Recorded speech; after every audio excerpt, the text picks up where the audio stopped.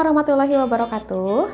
Kembali lagi di Tridaya Online. Perkenalkan, nama kakak, Kak Aziza. Kali ini kita akan membahas tentang materi asam, basa, dan garam. Nah, sebelum memulai, kalian bisa subscribe dulu ya. Dan share video ini ke teman-teman kalian. Oke?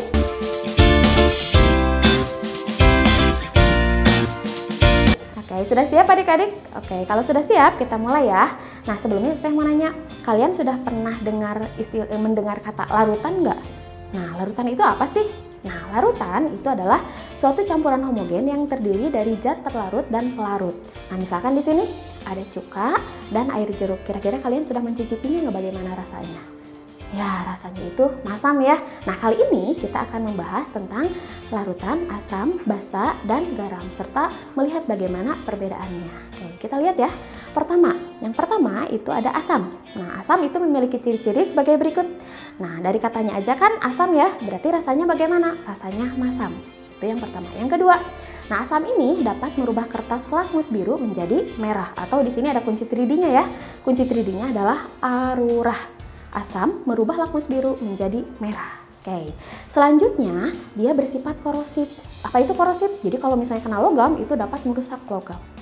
Nah, selanjutnya, asam itu memiliki nilai pH lebih kecil daripada 7. Jadi kurang dari 7 ya nilai pH-nya. Nah, sebagian besar asam itu dapat bereaksi dengan logam. Dia akan menghasilkan gas hidrogen. Nah, asam itu sendiri kalau di larutannya dia akan terurai menjadi ion hidrogen atau ion H+. Oke, sampai sini? Ngerti? Oke, nah kekuatan asam itu ada dua. Ada asam kuat, ada asam lemah. Nah, asam kuat itu cirinya dia menghasilkan ion hidrogen yang jauh lebih banyak. Misalkan apa contoh asam kuat? Nah, contohnya misalnya asam klorida, asam nitrat, asam sulfat. Nah, itu merupakan contoh-contoh dari asam kuat. Nah, selanjutnya ada asam lemah. Nah, kalau asam lemah, dia menghasilkan sedikit ion hidrogen dalam larutannya. Nah, misalnya apa? Misalkan asam asetat, misalkan asam fosfat, ada juga asam karbonat. Nah, itu adalah contoh-contoh dari asam lemah. Nah, dalam kehidupan sehari-hari, asam ini bisa kita jumpai di larutan cuka ya, larutan aki. Nah, hati-hati ya dalam mempergunakan larutan aki, karena tadi ya aki itu terdiri dari asam apa? Asam sulfat. Nah, itu merupakan asam kuat. Dia jadi kalau misalnya kena tangan kita atau kena logam itu bisa langsung melepuh gitu ya. Nah, dan yang ketiganya itu biasanya terdapat dalam buah-buahan berupa apa? Berupa asam askorbat. Nah, ini merupakan contoh asam berikutnya ya. Nah, jadi ada asam askorbat tadi yang ada dalam buah-buahan, ada juga asam karbonat. Asam karbonat itu biasanya ada pada minuman ringan ya. Terus ada asam sitrat dalam buah-buahan juga, ada asam asetat di cuka dapur ya. Kalau misalnya asam asetat, ada asam klorida. Asam klorida itu asam yang ada di lambung kita ya, atau asam lambung. Nah, ada asam laktat, misalkan dalam susu fermentasi. Nah, terus ada asam fosfat, bahan pupuk. Selanjutnya ada asam sulfat dari pembuatan aki tadi. Nah, selanjutnya ada basa. Basa itu apa saja sih ciri-cirinya? Nah, basa kebalikan dari asam. Nah, basa itu berarti rasanya bagaimana? Rasanya pahit. Nah, terus basa itu dapat merubah kertas lakmus merah menjadi biru. Atau kunci 3D-nya sameru. Basa merubah lakmus merah jadi biru. Nah, basa ini dia bersifat kaustik. Kaustik itu apa? Kaustik itu licin kalau terkena air ya. Jadi kalau misalnya kena kulit terus terkena air itu akan licin. Nah, nilai pH-nya basa itu lebih besar dari 7 gitu. Terus basa ini dapat menetralkan asam.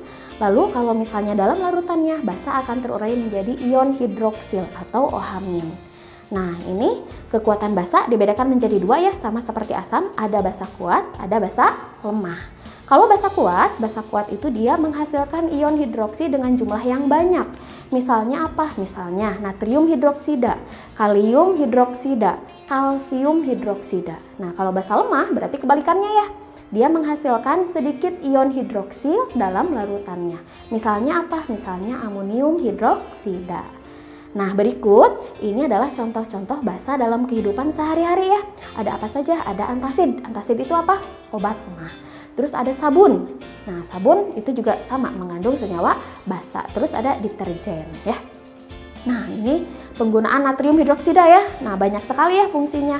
Bisa untuk deterjen, bisa untuk keramik, bisa juga untuk serat pakaian, bisa juga untuk kertas dan lain-lain ya. Nah, ini contoh basa dalam kehidupan sehari-hari lainnya. Misalnya ada amonia. Amonia itu digunakan sebagai bahan pemutih.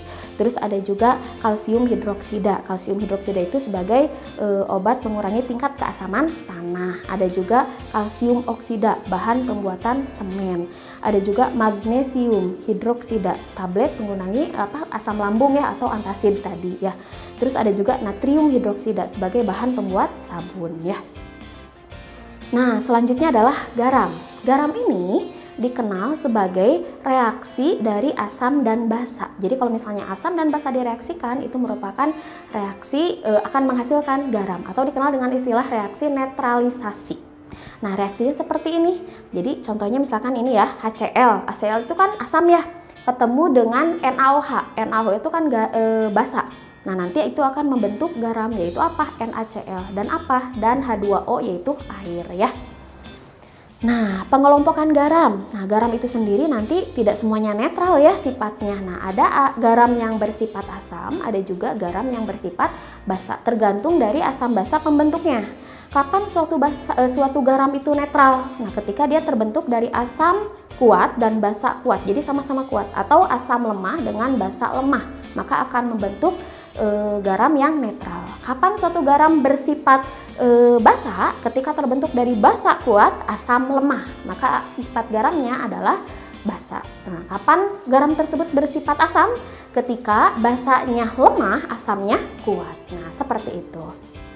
Nah, ini adalah peranan garam dalam kehidupan sehari-hari ya, banyak sekali fungsinya. Misalkan dalam bidang pertanian. Nah, dalam bidang pertanian ini bisa bisa membasmi jamur pada tanaman. Misalnya apa? Misalnya tembaga sulfat, atau misalnya dalam bidang kedokteran ya, bahan gips, atau juga untuk penguat email gigi. Dan terakhir itu adalah dalam bidang rumah tangga. Nah, kalian pernah dengar pengembang kue? Nah, itu merupakan salah satu fungsi dari garam ya. Nah, ini dia kegunaan reaksi dari penetralan dalam bidang pertanian. Yang pertama, kalian pernah dengar nggak ada yang namanya lahan gambut? Lahan gambut itu apa? Jadi lahan gambut itu dulunya itu bekas rawa yang mengering. Nah, biasanya lahan gambut ini bersifat asam. Nah, kalau misalnya tanahnya bersifat asam, tumbuhan tidak mau tumbuh. Jadi harus dinetralkan dulu. Menggunakan apa? Menggunakan kalsium karbonat ya. Nah, terus bisa juga dalam bidang kesehatan ya. Misalkan penggunaan apa? Penggunaan antacid ketika misalkan seseorang terkena penyakit mah. Nah, ini kan disebabkan karena berlebihnya asam klorida ya. Nah, nanti dinetralisir sama antacid ya. Seperti itu. Nah, selanjutnya kita kan sudah mengenal ciri-ciri asam, basa, dan garam ya. Nah, kita juga akan melihat indikator asam, basa, dan garam itu seperti apa. Nah, jadi indikator asam, basa, dan garam itu adalah suatu alat atau suatu zat yang digunakan untuk memilah gitu mana zat yang termasuk asam, mana basa, mana garam. Nah, ada berapa? Itu ada 3. Pertama, pH meter. pH meter. Yang kedua, indikator buatan. Indikator buatan tuh nanti ada kertas lakmus merah dan biru, ada indikator universal, ada larutan indikator. Dan yang ketiganya adalah indikator alami. Jadi indikator alami itu yang kita peroleh dari kehidupan sehari-hari ya. Jadi diambil ekstraknya, nanti tinggal diuji ke larutan yang ingin kita uji gitu. Oke, yang pertama ada pH meter. Nah, pH meter ini ada 2 jenis. Ada pH meter elektronik, nah seperti digambar di samping ya. Ada juga pH meter digital. Nah, cara kerjanya mirip kayak termometer. Jadi kalian cukup celupkan si alat tersebut ke larutan yang akan diuji. Nah, nanti tinggal dilihat rentang pH-nya ada di mana. Tadi kan kita udah tahu ya, rentang pH itu dari 1 sampai 14. Kalau misalnya pH-nya di bawah 7, nilai pH-nya di bawah 7 berarti larutan yang kita uji bersifat asam. Kalau pH-nya lebih besar dari 7 berarti larutan yang kita uji bersifat basa. Kalau sama dengan 7 berarti larutan yang kita uji nilainya netral ya. Oke, selanjutnya ada yang namanya indikator universal. Jadi kalau misalnya kita lihat di sini, indikator universal itu bentuknya kayak potongan kertas, tapi di ujung-ujungnya itu ada semacam gradasi warna. Nanti tinggal dicelupkan ke larutan. Nah, nanti tinggal dilihat gradasi warna mana yang berubah. Nanti tinggal disesuaikan dengan rentang pH yang di sampingnya. Nah, seperti itu. Selanjutnya ada kertas lakmus. Kertas lakmus itu ada dua, ada lakmus biru dan ada lakmus merah. Nah, lakmus biru ini akan berubah menjadi merah kalau misalnya dicelupkan ke larutan asam, sedangkan lakmus merah akan berubah jadi biru kalau dicelupkan ke larutan basa. Nah, yang ketiganya ada larutan indikator. Nah, larutan indikator ini berupa zat kimia ya, nanti diteteskan ke dalam larutan yang akan kita uji. Apa saja? Ada metil merah, ada metil jingga. Nah, metil merah dan metil jingga ini memberikan dampak yang sama ya ke larutan asam merah, larutan basa kuning, dan larutan netralnya kuning. Nah, selanjutnya ada penoptalin. Penoptalin itu kalau di larutan asam dia tidak berwarna. Basa berubah jadi merah, kalau netral sama tidak berwarna juga. Nah, yang ketiganya, ini yang paling memungkinkan kita buat ya, yaitu indikator alami. Jadi kalian nggak usah beli di apotek atau dibeli di toko-toko kimia ya kalau ini. Jadi kita bisa peroleh dari lingkungan di sekitar kita. Nah, indikator alami ini terbuat dari zat-zat alami ya, biasanya dari tumbuhan. Nanti tinggal diambil aja ekstraknya untuk menguji larutan asam basa dan garam tadi. Nah, apa saja? Pertama ada kol ungu, terus ada kulit manggis, selanjutnya ada kunyit, terus ada juga kembang sepatu. Nah, kita lihat contohnya, misalkan Teteh ambil kol ungu ya. Nah, kol ungunya caranya seperti apa Teh untuk memperoleh larutan pengujinya nih. Jadi kol ungu ini kita iris-iris, setelah diiris-iris, direndam menggunakan air hangat, diamkan dulu beberapa saat, nanti akan diperoleh seperti gambar di samping ya, jadi warnanya ungu. Nah, nanti tinggal kita uji aja terhadap larutan-larutan yang akan kita uji. Kalau misalnya larutannya bersifat asam, maka kol ungu tadi akan berubah menjadi merah, sedangkan kalau larutannya bersifat basa, kol ungunya akan berubah menjadi hijau. Nah, kalian bisa coba ya di rumah indikator alam yang lainnya memberikan dampak seperti apa. Oke, gimana? Sampai sini ngerti? Cukup sekian penjelasan dari kakak. Kalau misalnya ada pertanyaan, kalian bisa tulis di kolom komentar. Nah, atau kalian bisa mengunjungi aplikasi Triline kami. Nah, sampai ketemu lagi di video-video berikutnya. Dadah!